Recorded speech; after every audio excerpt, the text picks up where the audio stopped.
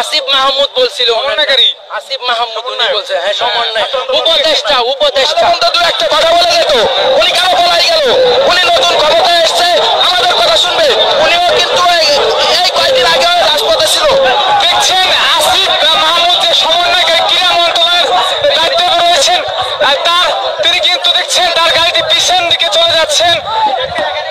আমরা যদি একটু দেখাই তার গাড়িটি ঘুরে যাচ্ছেন সমন্বয়কারী ছিলেন এবং দেখছেন এই মুহূর্তে তার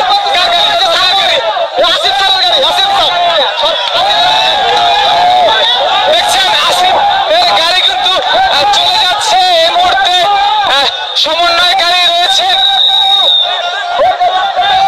কার গাড়ি কার গাড়ি কার গাড়ি কার গাড়ি কার গাড়ি কার গাড়ি কার গাড়ি এটা উপদেষ্টার গাড়ি কি নাম কি নাহিদ নাহিদ দেখছেন গাড়ি কিন্তু সরে কার গাড়ি এটা আসিফ মাহমুদ নাম বলছিল উনি আমাকে যখন বলছিল উপদেষ্টা উপদেষ্টা হ্যাঁ উপদেষ্টা উনি আমাকে নাম্বার দিছে বলছে আপনারা লিখিত আকারে একটা দেন আমাদের গাড়িটা ছাড় দেন এতটুকু বলছে। পরে যখন আমরা ওনাকে ছাড়ি নাই উনি ওনার ইচ্ছা মতো আবার ব্যাক করে চলে গেছে। আসলে কি প্রমাণিত হলো এটা উনি আমাদের পক্ষে আসে কিনা পক্ষে আসে কিনা সেটা আমরা কিভাবে বুঝতে পারবো? সামনে কথা বলার মতো কোনো সাহস এতক্ষণ যাবৎ ভিডিওটি দেখছিলাম। ভিডিওটি দেখার পর একটা জিনিসই খুব বেশি মনে হচ্ছে, বাঙালি জাতির মতো এত বেশি অধৈর্য এত বেশি অস্থির জাতি মানে পৃথিবীর বুকে খুব কমে আছে। এই যে গাড়িটা ধরলো আনসার সদস্যরা তাদের দাবি দেওয়া থাকতেই পারে, কিন্তু এইভাবে একজন নবনির্বাচিত একজন অন্তর্বর্তীকালীন সরকারের উপদেষ্টাকে এইভাবে হেনস্থা করাটা কোনোভাবেই কাম্য নয়। কারণ উনি ক্ষমতা নিচ্ছেন খুব বেশি একটা সময় নেয় নাই। আর হচ্ছে বর্তমান অন্তর্বর্তীকালীন সরকার যদি এই জাতিকে খুব কিছু একটা দিতে হয় তবে খুব শক্তভাবে যে দেশের জন্য কাজ করতে হবে আজকের এই ভিডিওটার মাধ্যমে প্রমাণিত। আমি আজকে আমাদের পার্শ্ববর্তী যে কাশীনগর বাজার ওইখানে গেলাম, তো ওখানে যাওয়ার পরে যে অবস্থা দেখলাম সেটা হচ্ছে খুব অস্থির একটা অবস্থা। আমি গেলাম দোকানদার দুজন ব্যক্তি ঝগড়া করতেছে, তো একজনে বলতেছে পেঁয়াজ 70 টাকা, দোকানদার বলতেছে 100 টাকা। তো এই এক পর্যায়ে কথা ঝগড়াই লেগে গেছে ওরা। তারপরে ওই যে কাস্টমার উনি বলতেছে ছাত্ররা বলছে 70 টাকা, দোকানদার বলতেছে ছাত্রদের মায়ের বিভিন্ন আছে খারাপ নেগেটিভ কথাগুলো বলতেছিল।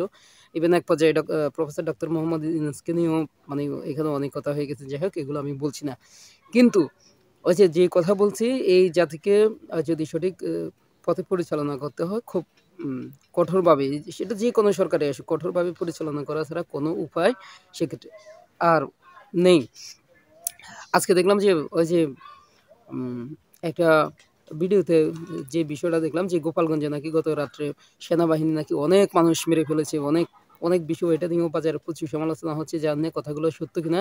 তবে গোপালগঞ্জে গতকাল একটা মিছিল হয়েছে, এটা বিশেষত সূত্রে বা বিভিন্ন জিনিসে দেখলাম সেনাবাহিনী কর্তৃক কোনো মানুষকে যে নির্যাতন করা হয়েছে এবং হত্যা করা হয়েছে সেটা আসলে পায় নাই। কিন্তু এই যে একটা অপবাদ দিয়ে ফেলছে অলরেডি, এটা বাজারে চাউর হয়ে গেছে যে বিভিন্ন জায়গাতে এটা মানে প্রকাশ হয়ে গেছে সেনাবাহিনী নাকি অনেক মানুষকে মেরে ফেলছে। আশা করতেছি বিষয়টা সত্য নয়, কিন্তু যেহেতু কোনো সোর্স থেকে পাই নাই তো বিষয়টাকে আমি এখন পর্যন্ত মিথ্যে ধরে নিচ্ছি, অথবা সেনাবাহিনী আইনগত ব্যবস্থা নেবে। কিন্তু এই যে পরিস্থিতিগুলো সৃষ্টি হচ্ছে এটা মানে এই জাতির একটা অস্থিরতার প্রমাণ।